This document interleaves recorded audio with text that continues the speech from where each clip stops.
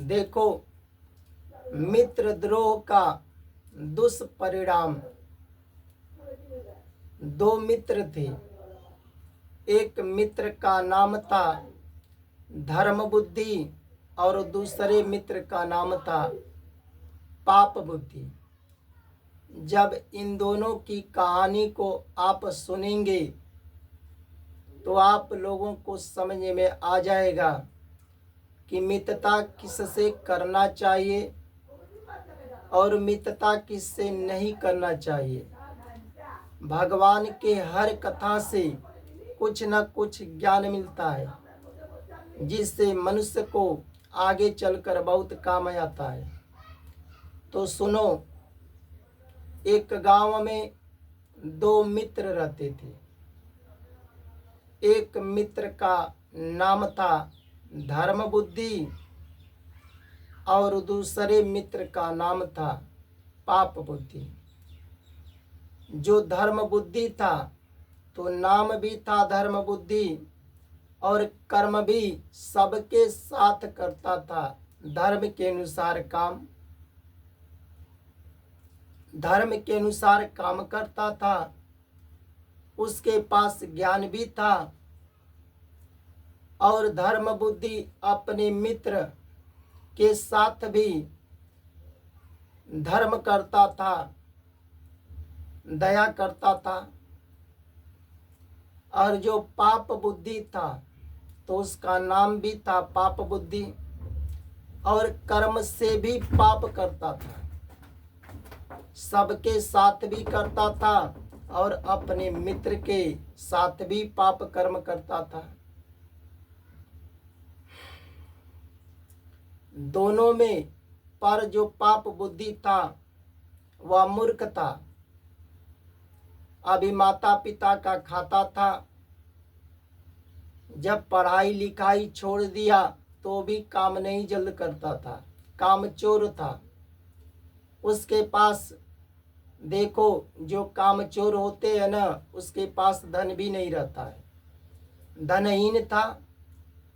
पर धर्म बुद्धि और काम बुद्धि, पाप बुद्धि में, दोनों में घनिष्ठ मित्रता थी। दोनों एक साथ रहते थे, कहीं भी जाते थे तो एक साथ जाते थे, कुछ करते थे तो एक साथ ही करते थे। एक दिन पाप बुद्धि सोचने लगा अपने मन में कि हमारा जो धर्म बुद्धि मित्र है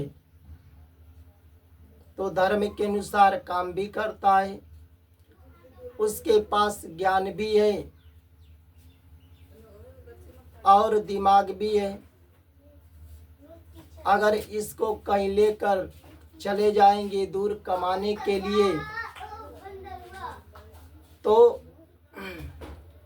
कमाने के लिए लेकर चले जाएंगे तो हम जो पैसा कमाएंगे तो हमारे पास भी रहेगा और ये जो धर्म बुद्धि कमाएगा तो इस धर्म बुद्धि का पैसा चुरा लेंगे तो हमारे पास पैसे भी ज़्यादा हो जाएगा। आगे चल कर के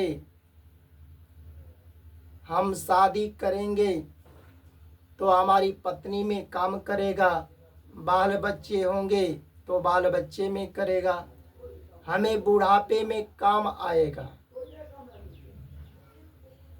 ऐसा कौन सोचा? पाप बुद्धि सोच रहा है। यही सोचकर धर्म बुद्धि के पास गया, अपने मित्र धर्म बुद्धि के पास गया और धर्म बुद्धि से कहने लगा कि देखो मित्र, हम लोग घर छोड़कर विदेश चलेंगे, घर से दूर चलेंगे कमाने के लिए। तुम्हारा भी अभी शादी नहीं हुआ है, हमारा भी शादी नहीं हुआ है। कमा करके खूब रख लेंगे तो शादी करेंगे तो शादी में काम आएगा। पत्नी में खर्च करेंगे, बाल बच्चे होंगे तो उसमें खर्च करेंगे, अपने परिवार में खर्च करेंगे और बुढ़ापे में काम आएगा। शादी से पहले कमा कर रख लेंगे तो आगे चल कर के हम लोग को ठीक रहेगा, सुख से जीवन व्यतीत करेंगे। जब पाप बुद्धि धर्म बुद्धि को कहा तो धर्म बुद्धि को बहुत अच्छा लगा कि हमारा मित्र ठीक कह रहा है। पर देखो, वह तो अपने अंदर पाप सोचकर कह रहा था। अब देखो, कुछ दिन के बाद धर्म बुद्धि और पाप बुद्धि दोनों मित्र घर से दूर चले गए, कमाने के लिए विदेश चले गए, दूर चले गए और दोनों लोग काम करने लगे। जो पाप बुद्धि था वह मूर्ख था, पर धर्म बुद्धि जो था कहीं खोज करके उसको काम दिलवा दिया। तो पाप बुद्धि भी काम करने लगा और धर्म बुद्धि भी काम करने लगा। दोनों लोग बहुत दिनों तक काम किए। काम करते करते कुछ साल बीत गए तो दोनों घर से एक साथ गए थे। तो काम करते करते बहुत दिन बीत गया, कुछ साल बीत गया। तो धर्म बुद्धि बड़ा मेहनती था, उसके पास पैसा भी ज़्यादा हो गया, ज़्यादा कमा लिया। और जो पाप बुद्धि था वह कामचोर भी था, कम कमाया। अब दोनों एक ही साथ घर जाने के लिए विचार बना लिए और दोनों एक ही दिन चल दिए। तो धर्म बुद्धि के पास ज़्यादा रुपया था और पाप बुद्धि के पास कम था। तो जो धर्म बुद्धि था वह अपने मित्र के साथ भी धर्म सोचता था। अपने मन में सोचने लगा कि देखो, हम तो धर्म के अनुसार मित्रता किए हैं और मित्र वही होता है, अगर जो मित्र दुख में है तो उसके साथ दुख में रहूं, सुख में है तो सुख में रहूं। अगर वह हमारे माता पिता को, बहन को अपना माता पिता मानता है, बहन मानता है, तो हम भी उसके माता पिता को, बहन को माता पिता बहन मानो। तो वह मन में सोचने लगा धर्म बुद्धि कि हमारा जो मित्र है वह कम रुपया कमाया है, हम ज़्यादा कमाए हैं, तो हम ज़्यादा खुश हूँ, पर हमारा मित्र कुछ दुख में है। तो वह धर्म बुद्धि सोचता था कि अपने अनुसार खुश इसे भी कर दूं, क्योंकि मित्र का धर्म होता है मित्र के साथ समान व्यवहार करना और समान कर्म करना, समान व्यवहार करना। तो जो धर्म बुद्धि था अपने धन में से, रुपया में से उस पाप बुद्धि को भी आधा दे दिया और बराबर कर दिया, आधा आधा। ऐसी मित्रता थी, मित्रता किया था धर्म बुद्धि। देखो कितना सोच समझ था उसके अंदर कि अब पाप बुद्धि के पास कम था तो अपने में से रुपया दे करके बराबर किया और दोनों जा रहे थे अपने घर। तो एक ही गांव के दोनों थे, पर गांव से एक कोस की दूरी पर जंगल था। उस जंगल के पास जब दोनों पहुंचे तब पाप बुद्धि ने कहा, देखो मित्र, हम दोनों यही सोचकर धन कमाए हैं कि आगे चलकर हम लोग को बुढ़ापे में, बाल बच्चे में, पत्नी में काम करेगा, पर ये जो धन लेकर जाएंगे रुपया पैसा परिवार में, तो माता पिता भाई में सब खर्च कर हो जाएगा, सब खा जाएंगे। बहुत दिनों तक बहुत मेहनत से कमाए हैं।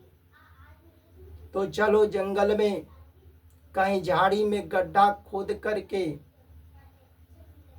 अधिकांश रुपया रख देंगे और हम दोनों थोड़ा थोड़ा लेकर चलेंगे घर।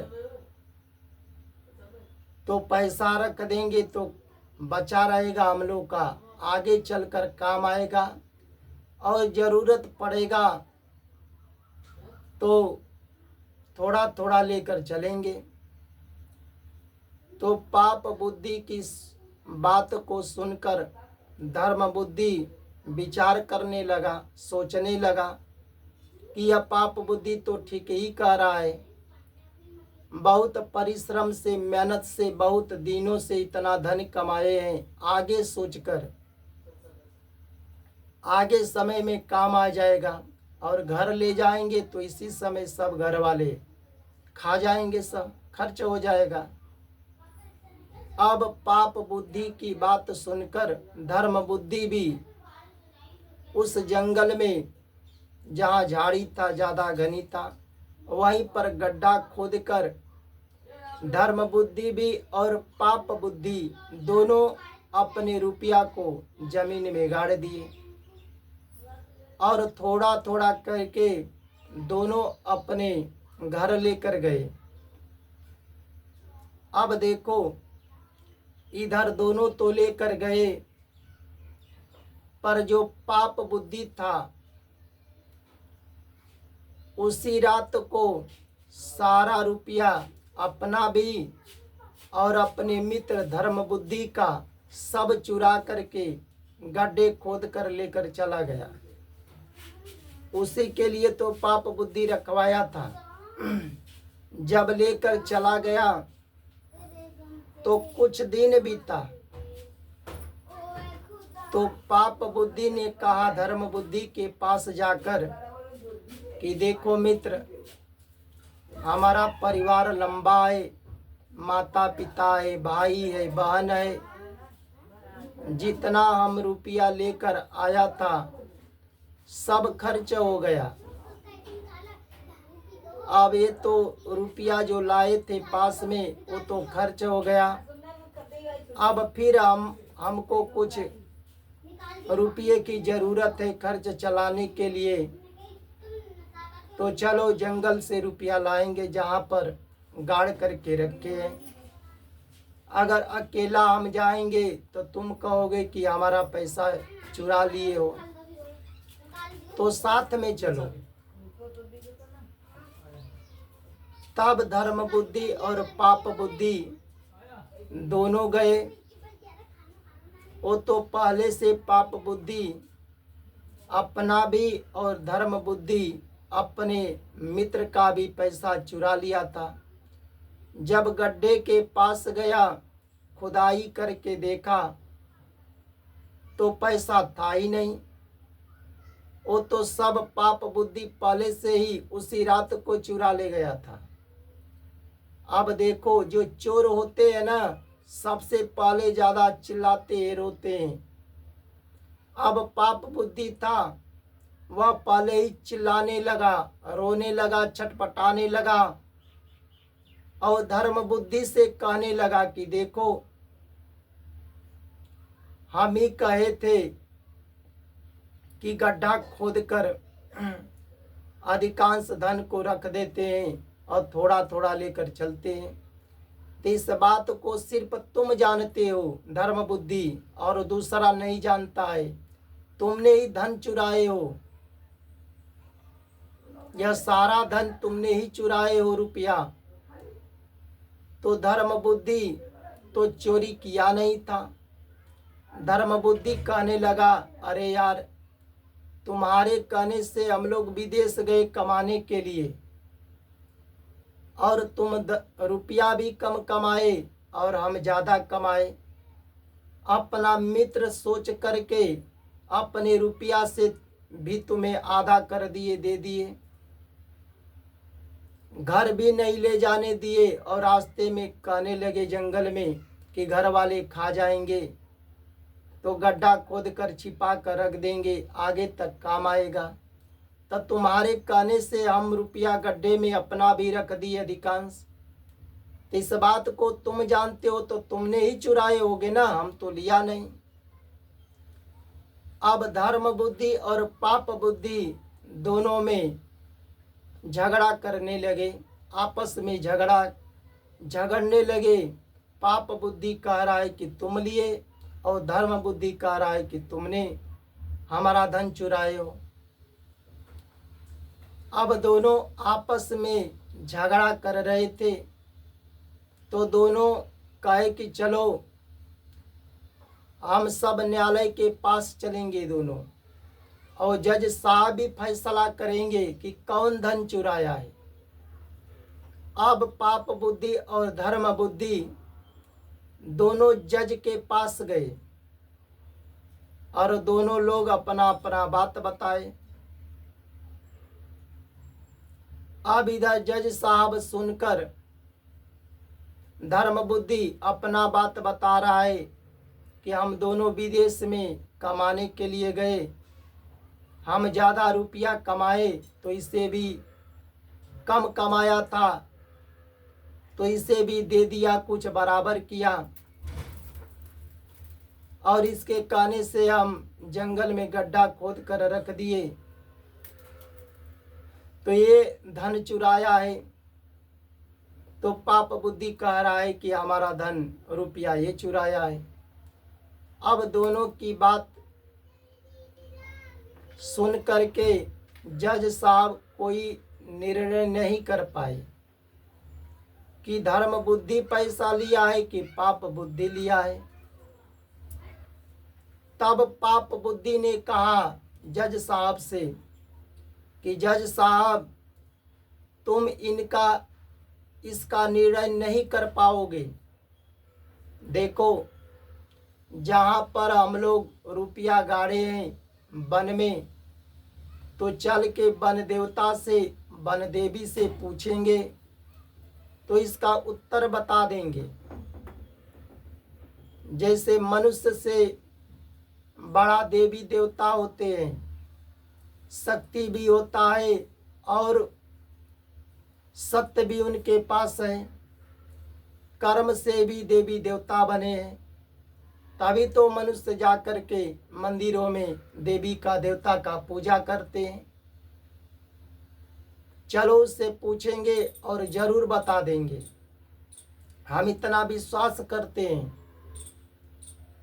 तो पाप बुद्धि की बात सुनकर जज साहब कहे कि चलो भाई, जहाँ पर तुम लोग पैसा गाड़े हो वन में वहीं पूछा जाएगा। तो जज साहब कहे कि दूसरे दिन शाम को 4 बजे चलना, 4 बजे दोनों चलना, कुछ गांव नगर भी चलेंगे, वहाँ पूछा जाएगा सबके सामने कौन पैसा लिया है और कौन पैसा नहीं लिया है। अब इधर जज साहब के सामने से धर्म बुद्धि और पाप बुद्धि दोनों चल गए, और पाप बुद्धि जो रुपया चुराया था धर्म बुद्धि का, सबसे पहले अपने पिता के पास गया और पाप बुद्धि अपने पिता से कहने लगा कि देखो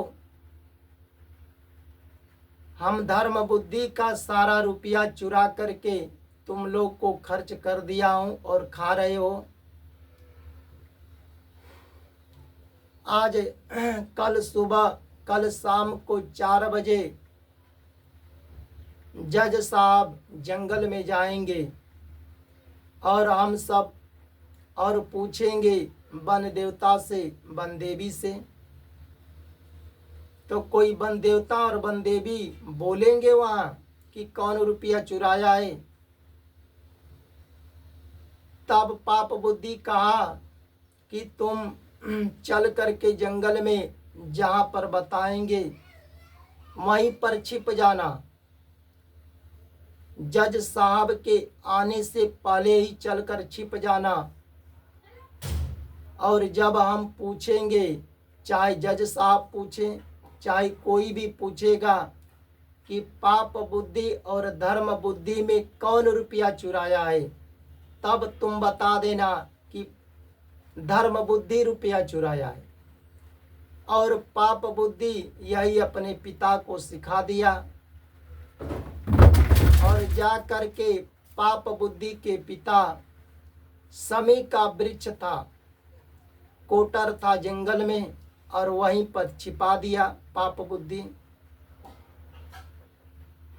जब वहीं पर छिप गया, जज साहब के आने से पहले ही छिप गया। अब इधर देखो, जज साहब जब आए धर्म बुद्धि और पाप बुद्धि के पास, दोनों जंगल में चले गए, और इधर गांव के सभी लोग आसपास के क्षेत्र के जान गए, जितने जवान थे बूढ़े थे सभी लोग जान गए कि धर्म बुद्धि और पाप बुद्धि का धन की चोरी हो गया है। उसके विषय में जज साहब लेकर जा रहे हैं बन देवता बन देवी के पास, चल कर देखेंगे कि कौन धन चुराया है।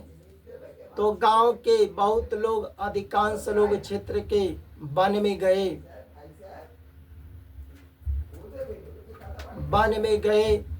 बूढ़े थे, वृद्ध थे, स्त्री थे, पुरुष थे, सभी लोग गए।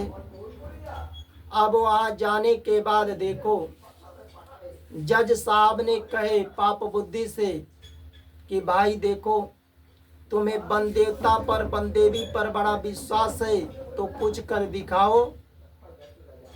तो जहां पर पाप बुद्धि अपने पिता को छिपाया था समी वृक्ष के कोटर में, वहीं आसपास पाप बुद्धि चिल्लाकर कहा कि हे बन देवता, हे बन देवी, अगर मनुष्य तुम बड़े हो, सत्य हो, शक्ति है, तो बताओ कि हमारे में और धर्म बुद्धि में ये हमारा रुपया कौन चुराया है। तब सामी वृक्ष के कोटर के आसपास से आवाज निकला कि देखो, इस धन को चुराने वाला धर्म बुद्धि ही सारा धन पाप बुद्धि का चुरा लिया है। अब जज साहब, जितने लोग गांव के थे, सब इस आकाशवाणी को सुने। तो सुनने के बाद जज साहब को विश्वास हो गया कि यह धर्म बुद्धि सारा पैसा को चुराया है, पाप बुद्धि का पैसा चुरा लिया है। अब जज साहब को जितने गांव के लोग, स्त्री पुरुष, जितने जवान बूढ़े गए थे, अब सब जान गए कि धर्म बुद्धि ने ही पाप बुद्धि के रुपया को चुरा लिया है। तो इधर देखो, धर्म बुद्धि तो चुराया नहीं था। अब उसके मन में ये आया कि यह बन देवता और बन देवी झूठ बोल रहे हैं, ये देवता में कोई शक्ति नहीं है, हम धन भी नहीं चुराया और हमारे पर साबित हो गया। तो जज साहब से कहे धर्म बुद्धि कि कुछ समय के लिए अभी छोड़ दो। तब धर्म बुद्धि जंगल से सूखी लकड़ियां लाया और वृक्ष के पत्ते को लाया, और ला करके जहां से आवाज निकला था कि धर्म बुद्धि रुपया चुराया है, उसी वृक्षों के आसपास आग को लगा दिया। जब धर्म बुद्धि आग को लगा दिया तो समी वृक्ष के कोटर में पाप बुद्धि का पिता छिपा था, और जब आग लगते लगते जब बढ़ने लगा, समी वृक्ष के कोटर के पास पहुंचा तो गर्म होने लगा। जब जलने लगा तब पाप बुद्धि के जो पिता थे आवाज दिए थे, अब आग से जलने लगा तो बाहर भागा, और गाली देते हुए भागा अपने पुत्र पाप बुद्धि को कि आज झूठ बोलकर हमारा जान मार रहा है। और भाग करके जब बाहर भागा जहाँ पर जज साहब थे, गांव क्षेत्र के स्त्री पुरुष जुटे थे, वहीं के पास गिर गया। गिरने के बाद धर्म बुद्धि कहा कि देखो जज साहब, यह पाप बुद्धि हमारा रुपया चुराया था, चुराया था। देखो पाप बुद्धि ने अपने पिता को सिखाकर पहले से ही इस कोटर में छिपा कर रखा था। यह आकाशवाणी वन देवता और वन देवी का नहीं था, पाप बुद्धि के पिता का था। जब जज साहब जान गए, सारे गांव के लोग, क्षेत्र के लोग जितने उपस्थित हुए थे, जान गए सब लोग कि यह धर्म बुद्धि नहीं चुराया था, पाप बुद्धि ने ही सारा धन चुराया है और अपने पिता को छिपा कर रखा था। और आवाज दिया तो देखो इधर पाप बुद्धि चोर निकला, अपने मित्र का धन चुरा लिया था, रुपया चुरा लिया था। मित्र धर्म बुद्धि उसके साथ मित्रता भी किया, अपने कमाई से आधा धन भी दिया, बराबर किया, और उसके धन को भी चुरा लिया और साबित कर रहा था धर्म बुद्धि को। अब देखो धर्म बुद्धि का जितना पैसा लिया था सब जज साहब वापस दिलवाए धर्म बुद्धि को, और पाप बुद्धि जो चोरी किया था तो धन भी दिया और उसे जेल में सजा भी मिली। क्या मिली? सजा भी मिली। तो देखो इस कथा से दो शिक्षाएं मिलती है। मित्र को कभी भी अपने मित्र के साथ धोखा नहीं करना चाहिए, उसका धन नहीं चुराना चाहिए। देखो चुराया तो उसका भरना भी पड़ा और सजा भी मिली। दूसरा, अगर आप सज्जन हैं, आपके अंदर सज्जनता है, सज्जन के अनुसार धर्म के अनुसार काम करते हैं, तो किसी दुष्ट का साथ नहीं पकड़ना चाहिए। आप सज्जन हैं तो दुष्ट का साथ क्यों पकड़ते हैं? अगर दुष्ट आदमी तुमसे साथ क्यों पकड़ता है बताओ?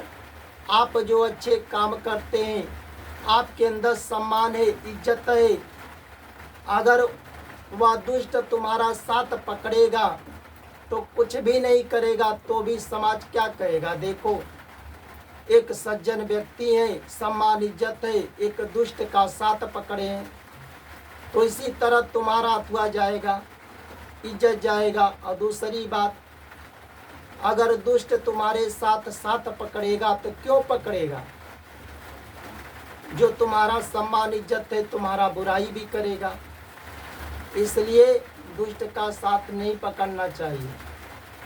अगर दुष्ट तुमसे साथ पकड़ेगा सज्जन का तो उसको कोई लोभ होगा, तुम्हारे धन का, रुपया पैसा का लालच होगा, तुमसे साथ पकड़ेगा तो तुम्हारा धन भी चुरा सकता है। तुम सज्जन हो तो उसके माता पिता को, बहन को अपना बहन मानते हो, और एक दुष्ट हो सकता है कि तुम्हारी बहन हो, बेटी हो, तुम्हारे बहन बेटी पर उसका बुरा सोच होगा अंदर, इसलिए तुमसे दोस्ती कर रहा है, तो दोस्ती नहीं करना चाहिए। आप सज्जन है, चरित्रवान है तो चरित्रवान से दोस्ती करो। एक चरित्रहीन से दोस्ती कर लोगे और तुमसे जबरदस्ती दोस्ती कर रहा है तो बुरा सोचकर कर रहा है। आज देख लो समाज में हो रहा है, एक सज्जन व्यक्ति चरित्रहीन से दोस्ती कर लिया तो पता चला कि उसकी बहन है, बेटी है, उसी पर उसका बुरा सोच से वह दोस्ती किया है। बहुत समाज में घट रहा है, इसलिए सोच समझ कर दोस्ती करना चाहिए। कोई अगर स्त्री भी है, अगर चरित्रवान है तो चरित्रहीन स्त्री है तो उसका साथ क्यों करती है? अगर चरित्रहीन का साथ करेगी तो चरित्रवान भी रहेगी तो समाज क्या कहेगा उसको कि देखो एक चरित्रवान होकर चरित्रहीन स्त्री का साथ पकड़ी है, तो उसका कुछ बात नहीं रहेगा, तभी लोग समाज हवा उड़ाएंगे। अगर एक चरित्रवान स्त्री है तो चरित्रहीन स्त्री क्यों उसका साथ पकड़ती है? बताओ, अपने जैसा बनाना चाहती है। इसलिए सज्जन हो तो सज्जन से दोस्ती करो, चरित्रहीन से, दुष्ट से दोस्ती नहीं करना चाहिए। जो सोच रहे हो ना कि भगवान राम का ये सुग्रीव की मित्रता है, नंद बाबा वसुदेव की मित्रता है, तो ऐसी मित्रता आज के जमाना में बहुत कम है। जो वेद पुराण शास्त्र का ज्ञान रहेगा, दोनों का पालन करेंगे तभी कुछ संभव है। वसुदेव की एक पत्नी नंद बाबा के घर थी। नंद बाबा के घर थी रोहिणी, और वसुदेव और नंद बाबा वसुदेव की पत्नी को बहन बेटी की तरह देखते थे। यह भगवान के किताब में लिखा है, भगवत गवाह है। इसलिए आज के डेट में नंद बाबा वसुदेव की तरह मित्रता नहीं है। सज्जन हो तो सज्जन की तरह रहो और दोस्ती सज्जन से करो, दुष्ट से करने पर हानि होगा। जय जय श्री राम।